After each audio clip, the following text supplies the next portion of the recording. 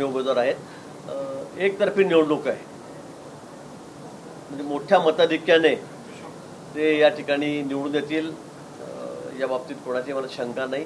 पण 11 ठिकाणी निवडणुका आहेत राज्यामध्ये, 6 ठिकाणी बिनविरोध झालेल्या आहेत आणि 11च्या 11 ठिकाणी आमचे उमेदवार मोठ्या मताधिक्याने या ठिकाणी निवडून येतील.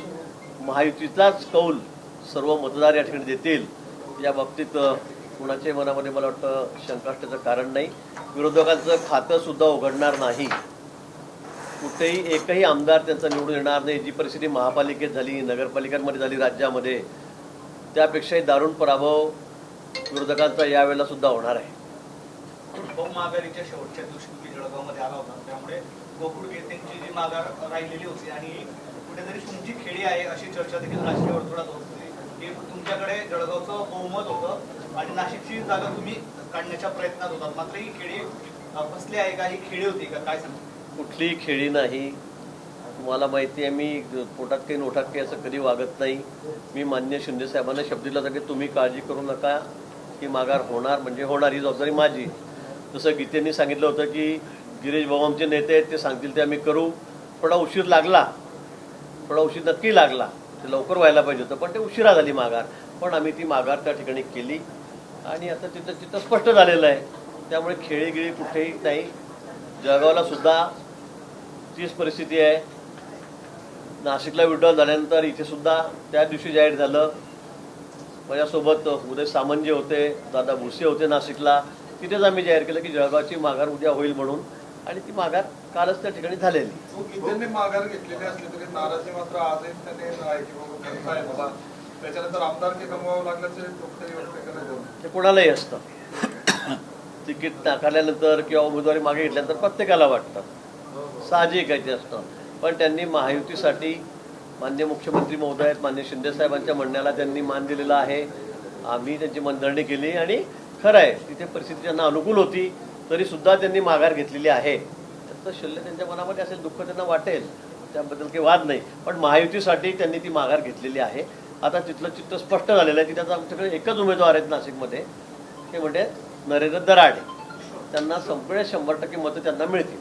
दराडेंना त्यांनी पाठिंबा मात्र दिला नाही, माघार घेतली, प्रचार थांबवायचं म्हटलं, पण दराडेंना पाठिंबा सगळ्या यंत्रणांमध्ये काल बैठक झाली. मी काल संध्याकाळी त्या बैठकीला जाणार होतो. सगळे आमदार त्या ठिकाणी होते, मी घेऊन जाऊ शकलो नाही. पण स्वतः गणेश गीते वगैरे त्या ठिकाणी होते, तेच मार्गदर्शन करत होते. त्यामुळे आता ते सगळे कामाला लागलेले आहेत. आता काय पाठिंबा दिला नाही, म्हटलं नाही, या गोष्टीला कुठे अर्थ नाही आहे, काही तथ्य नाही आहे. स्वतः ते कालच्या बैठकीमध्ये त्या ठिकाणी संध्याकाळी रात्री हजर होते. त्यामुळे आता तसा कुठलाही नाराजीचा विषय राहिलेला नाही. भूमिका स्पष्ट करणार होत्या, रेश्मा काळे स्वतः उपस्थित राहून भूमिका स्पष्ट करणार होत्या, मात्र त्या या ठिकाणी आज उपस्थित दिसत नाहीये. त्या आपल्याला कल्पना आहे, आपण कालच रात्री दाखवलं आहे की त्या माननीय शिंदे साहेब त्यांच्या गावी आहेत सातारा जिल्ह्यामध्ये, त्या ठिकाणी त्यांना भेटायला गेलेल्या होत्या आणि तिथूनच त्यांनी आणि माननीय शिंदे साहेबांनी जाहीर केलं की यांची माघार आहे. स्वतः उमेदवारांनी सांगितलं की मी माघार घेत आहे शिंदे साहेबांनी सांगितल्यामुळे. आता काय ते इथे आता प्रवासामध्ये असल्यामुळे ते पोहोचू शकत नाही अजून, त्यामुळे काही त्यात काही गैरसमज करून घेण्याचा काही विषयच नाही आहे की त्या का आल्या नाही. इथे त्यांनी स्वतः सांगितलेलं आहे. आपण आपल्या चॅनलवर सगळ्यांना दाखवलं की त्यांनी जाहीर माघार घेतलेली आहे. आज बैठक शिवसेना सगळे आमदार, त्याचे जिल्हाध्यक्ष आणि आमची या ठिकाणी आहे. राष्ट्रवादीची बैठक आपण त्यांच्या कार्यालयामध्ये जाऊ, तुम्हीच होता त्या दिवशी सगळेच त्या दिवशी पदाधिकारी हजर होते, ती झालेली आहे. आणि उद्या आम्ही सगळेजण या ठिकाणी मोठा मेळावा आहे. आमचे अध्यक्ष रवींद्र चव्हाण त्या ठिकाणी येत आहेत, गुलाबभाऊ त्या ठिकाणी आहेत, मी आहे, सावकर असतील मंत्री आणि सगळे आमचे आमदार खासदार, आम्ही सगळे त्या ठिकाणी आहोत. त्यामुळे मला असं वाटतं की हा काही तर विषय आले नाही, हे नाही ते नाही. कारण आजची जी मिटिंग आहे ती फक्त यांच्या उमेदवाराची माघारी घ्यायची होती, त्या संदर्भात होती. आणि म्हणून सगळे शिवसेनेचे नेते या ठिकाणी आलेले आहेत. 100% कोरम या ठिकाणी आहे.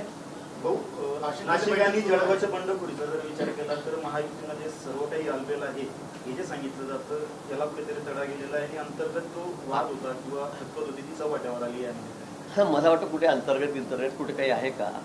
प्रत्येकाला वाटतं, सगळ्यांना वाटत होतं की आम्हाला इथे आता 17च्या 17 ठिकाणी वाटत होतं की सगळ्या जागा आम्हाला मिळाव्या.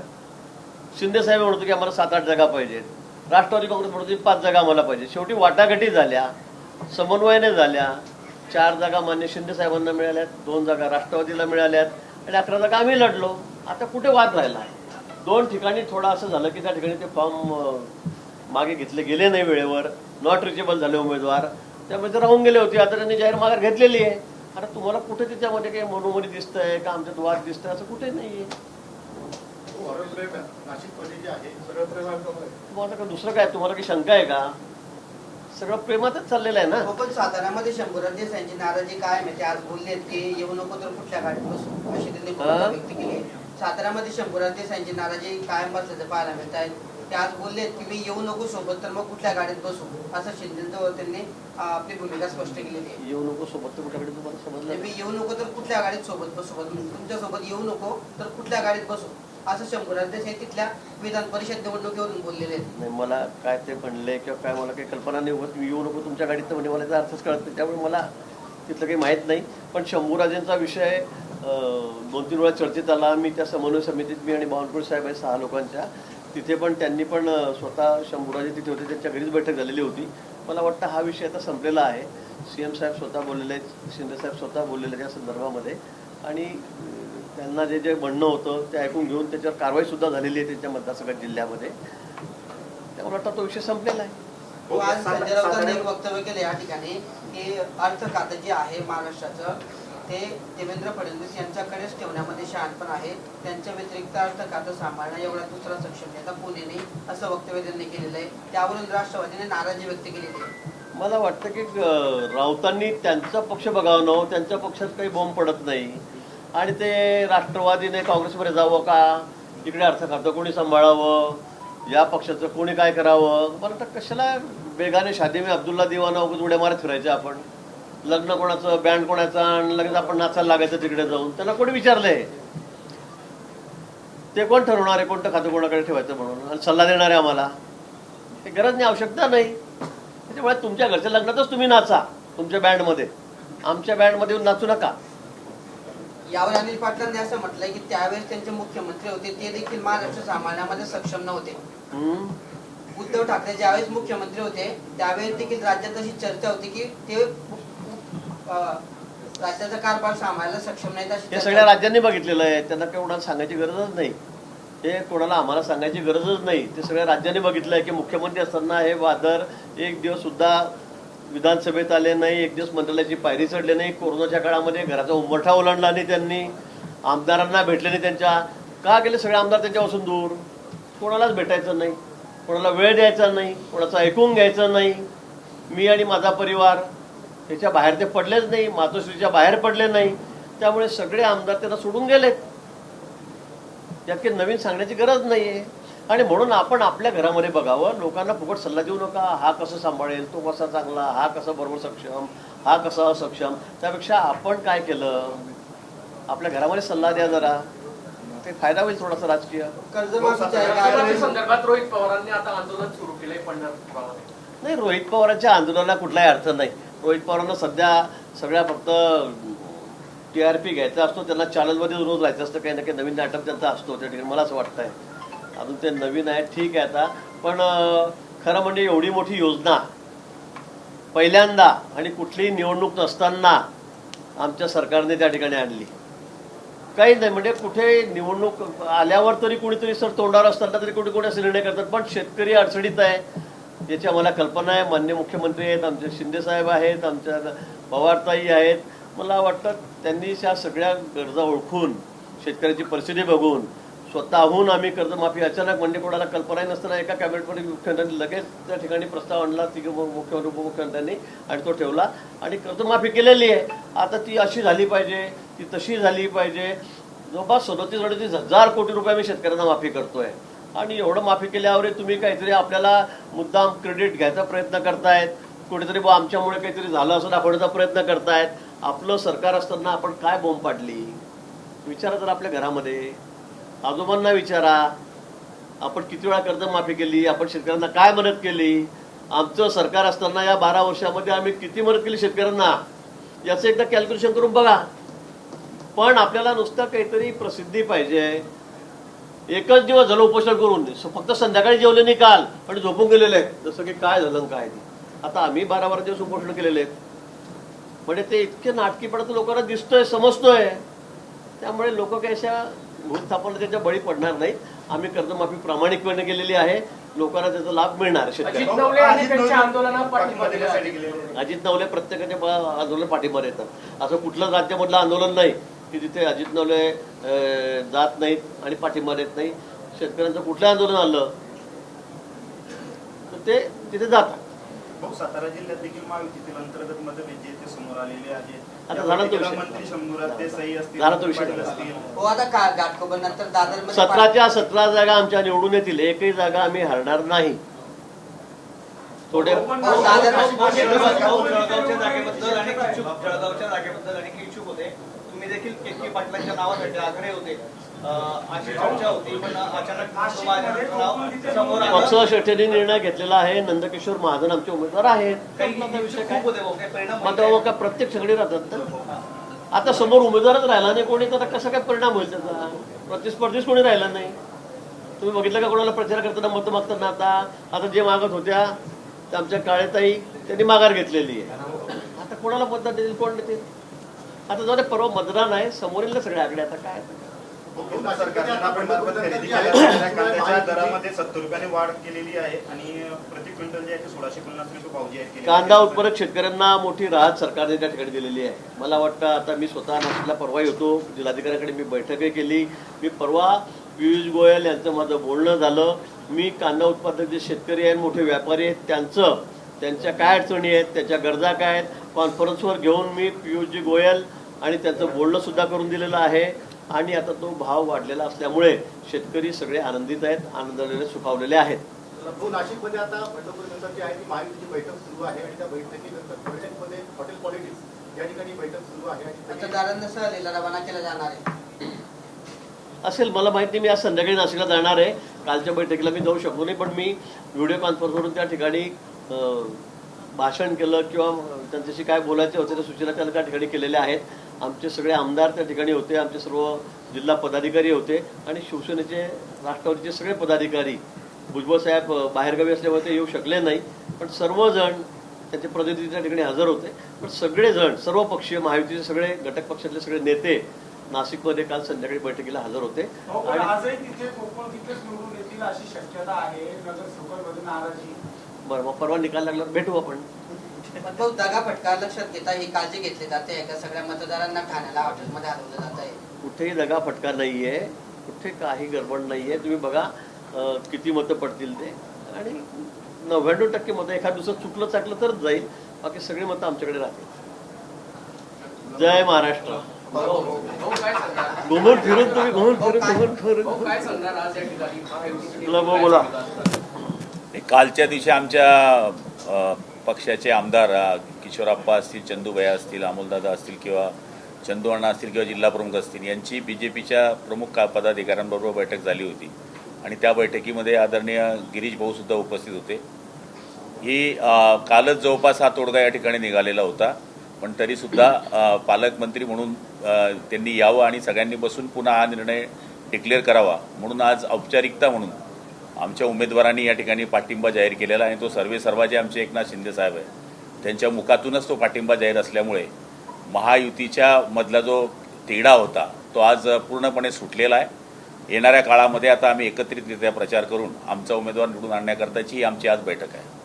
भाऊ, नाशिकचे जे नगरसेवक आहे ते सहलीला जात आहेत, कुठेतरी दगा फटका होण्याची भीती व्यक्त केली जाते, त्याच्या पडसाद जळगावातील उमटण्याची भीती व्यक्त केली जाते. हे बघा, अजून मला नाशिकचं तर काही माहीत नाही आहे, पण सहलीला जात आहेत की काय याचीही कल्पना नाही आहे. आणि मला तरी असं वाटतं की निवडणुकीचा एक भाग असतो की बा आजच सहल होते असं नाही आहे. आपण बऱ्याच निवडणुका बघतो, आमदारसुद्धा हलवले जातात, ग्रामपंचायतचे सदस्य घेऊन झाले जातात, नगरसेवक घेऊन जाणं हे काय मला वाटतं काही चुकीचं वाटत नाही. वाटलं असेल की 2-4 दिवस बाहेर फिरून आणावं, त्याच्यामध्ये सहल बिल नाही आहे. एकत्रित सगळे राहावे, एकमेकाची विचाराचं मंथन व्हावं, आपल्यामधला असलेला दुवा एकत्रित यावा आणि युती घट्ट व्हावी. मतदार सेफ ठेवण्याचा प्रयत्न होता. त्यांना ते पटतंय. विचाराची देवाणघेवाण व्हावी.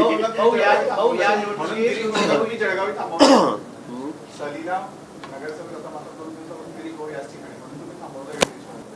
नाही थांबवलं नाही आहे. आता जर मी थांबवलं असतं तर मी तर आमच्या आमदार महोदयांनी कालच ते बैठक घेतली होती. झालं तर. पण या निमित्ताने पुन्हा मग काल पेपरला बातमी होती आणि टी व्हीलाही बातमी होती की पालकमंत्री अनुपस्थित.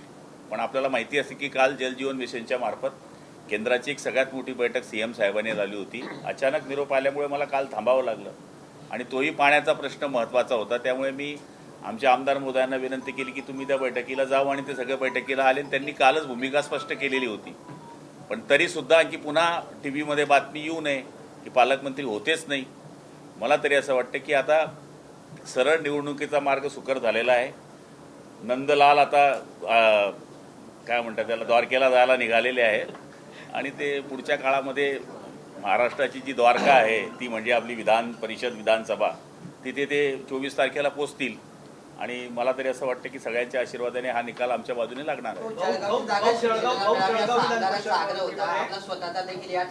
आग्रह होता तो आजपर्यंत होता, कालच संपलाय.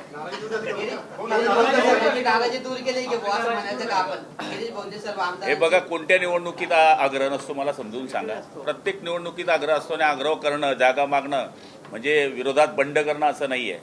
शेवटी प्रत्येक जण आपल्या पक्षाच्या नेतृत्वावर विश्वास ठेवून आग्रह जरी असला तरी तो मागं सरकतो. अशी 100 उदाहरणं आहे.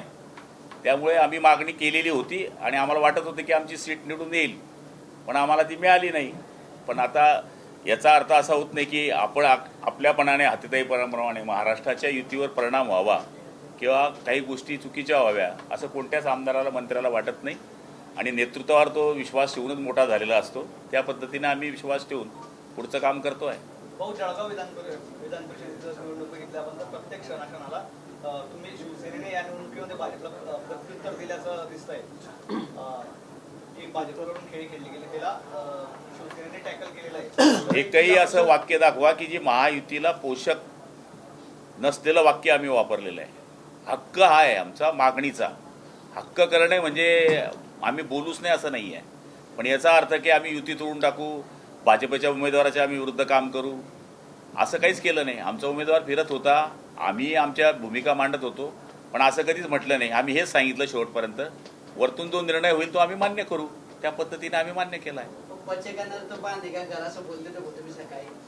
नाही तुम्ही असं म्हटले होते किंवा तुमच्या पक्षाला उमेदवारी मिळाली नाही तर शेवटी माणूस आशावादी आहे. बचेगा नर तो बांधेगा घर हे म्हणणं काही चुकीचं थोडी आहे.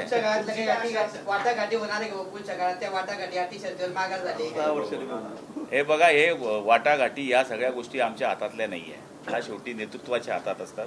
कार्यकर्त्याची किंवा नेत्यांची जिल्हा स्तरावर मागणी असते. शेवटी आपल्याला यश येतं अपयश येतं. आता नाव नंदू महाजनांचं कुठेच ऐकलं नव्हतं मी की ते उमेदवार होतील पण शेवटी दिल हरी खाटीवरी तशी त्यांची उमेदवारी जाहीर झाली आणि बघा त्यांच्या नशिबात होतं ते चालून आलं. त्यांनी दिल्लीवरून फिल्डिंग लावले भाऊ असं पण बोललं. मला फिल्डिंग माहित नाही. मी फक्त बॉलिंग करतो, बॅटिंग करतो. शिवसेना आणि भाजपचा जो संघर्ष विधानसभेला बघायला मिळाला त्यातून अनेक नगरसेवक नाराज आहे. पाचोरा पडगावकडे पण काही नगरसेवकांनी उघड नाराजी आमदार पण नाराज. ते काय बसले ना नाराजीतच बसले. एक शब्दही बोलत नाही किशोरप्पा. चंद्रकांत पाटील पण नाराज आहे. नाही कोणीच नाराज नाही आहे. चंद्रकांत पाटील आणि नंदू महाजनांची आय लव्ह यू दोस्ती आहे. त्यामुळे नाराजीचा विषय नाही. पण शेवटी पक्षाचा विषय आल्यानंतर प्रत्येक माणसाला आपल्या पक्षाची बाजू घ्यावी लागते. चंदूबायांनी ती बाजू घेतली की आमच्या पक्षाला उमेदवारी मिळावी. पण याचा अर्थ व्यक्तिगत संबंध कोणी खराब करत नाही. हे प्रेमाचे संबंध प्रत्येकाचे असतात. गिरीश भाऊंनी ताकद लावली असती तर प्रताप भाऊ उमेदवार असते असं वाटतं का? प्रतापचा प्रताप नंतर घेऊ.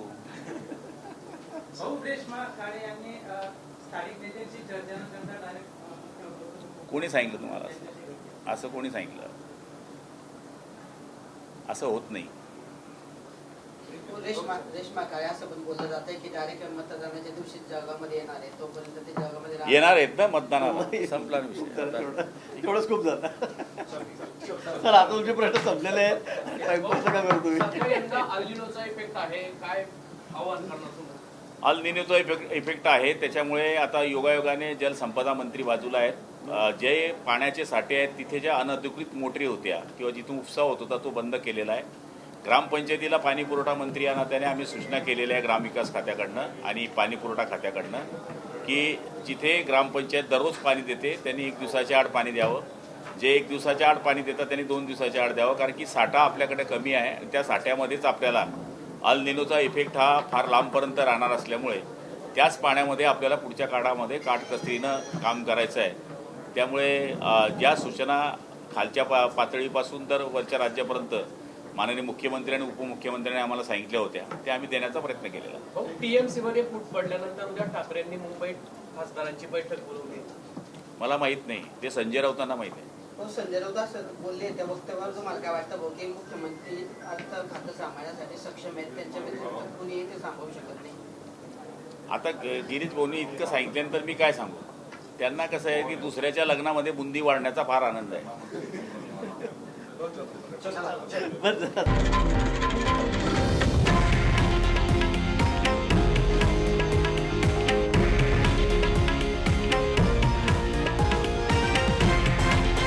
हे आहे देशातील नंबर 1 न्यूज नेटवर्क आणि आपण पाहत आहात TV9 मराठी, एकमेव.